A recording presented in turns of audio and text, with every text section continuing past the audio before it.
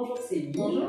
Aujourd'hui, on va faire une nouvelle capsule et on va parler de la dépendance affective. Tout à fait. Donc déjà, cette dépendance affective, elle concerne quel type de personne? Est-ce que c'est dans un lien familial, amoureux, amical, de travail? On peut être dépendant affectivement d'un collègue ou je sais pas. Souvent, c'est amical et affectif. Donc très souvent, il y a le lien affectif qui est là. Familial aussi, mais on le retrouve souvent dans les couples ou dans les amitiés très fortes. D'accord. Et alors, parce qu'on a fait des capsules précédemment sur les manipulateurs, de quoi, enfin, Sauveur, oui. comment exactement, quelle est la différence entre la dépendance affective et le sauveur? Le sauveur a vraiment envie de sauver l'autre, mais pour se nourrir de cette énergie-là, parce qu'il va en fait se reconnaître, comme il ne se reconnaît pas, il va se reconnaître au travers de ça. Le dépendant affectif, lui, il peut être très bien quand il est seul.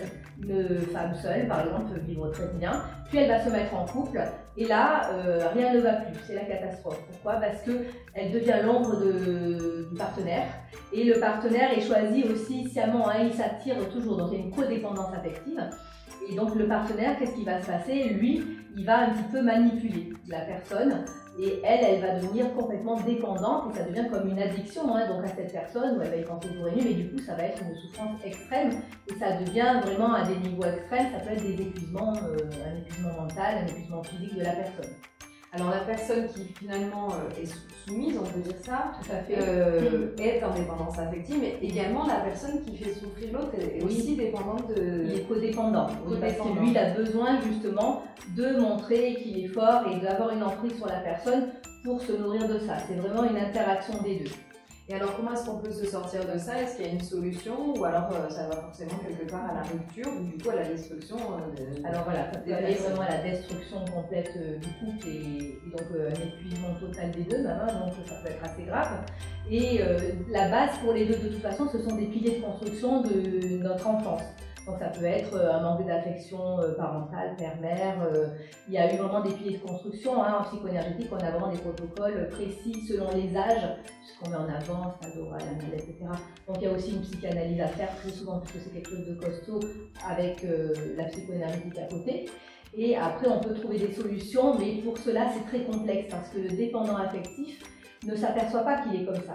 C'est comme si je lui dis, c'est comme si je te dis, mais tu es blonde, tu te rends compte et toi tu es persuadée que tu es bourrée. Et tu dis, mais non, je suis bourrée. Pour eux, ils sont tellement dans une nature normale là-dessus, ils ne voient pas, donc ils ne sont même pas dans le mensonge, pour eux c'est leur nature d'être comme ça. Et pour qu'ils puissent commencer à faire un travail, il faut déjà qu'ils s'acceptent et qu'ils acceptent ce qui se passe. Donc souvent, ce sont des gens, quand ils y arrivent, qui ont vraiment touché le fond du fond. Et là, ils se disent, ah oui, effectivement, là, j'accepte maintenant ce travers, cette faille, et je vais me faire suivre pour travailler ça. Et c'est plutôt rare ou c'est plutôt au contraire c'est fréquent, mais je veux dire que eux le reconnaissent et qu'ils veulent bien derrière... C'est assez rare, malheureusement. Et souvent, c'est l'entourage proche, voilà, qu'il faut qu'il soit bienveillant pour l'accompagner en ce sens. Voilà. Et faire accepter. Donc c'est un processus qui est plutôt long par rapport à certains autres. Oui, là ce sont en fait des séances qu'on va faire, mais vraiment sur un an ou deux. Voilà, on va aller vraiment suivre la personne et être très bienveillant avec. Parce que souvent on juge ces gens-là, parce qu'il y a tellement de souffrance qu'on va juger, on va prendre parti pour l'un ou pour l'autre, alors que non, ce sont vraiment des feuilles de construction et il faut vraiment les aider à avancer, les accompagner dans un état de mouvement, de bienveillance. Donc, ça veut dire que si c'est la personne qui soumet l'autre, c'est pas forcément pour ça qu'elle n'est pas en souffrance elle aussi. Tout à fait. Il y a vraiment cette souffrance des deux côtés de toute façon. D'accord. Est-ce que tu as d'autres petites informations à nous donner ou est-ce qu'on a fait OK par rapport à ça? Eh bien, écoute, merci beaucoup Céline. Merci. On se retrouve pour une nouvelle capsule très bientôt. D'accord, à bientôt. Au revoir.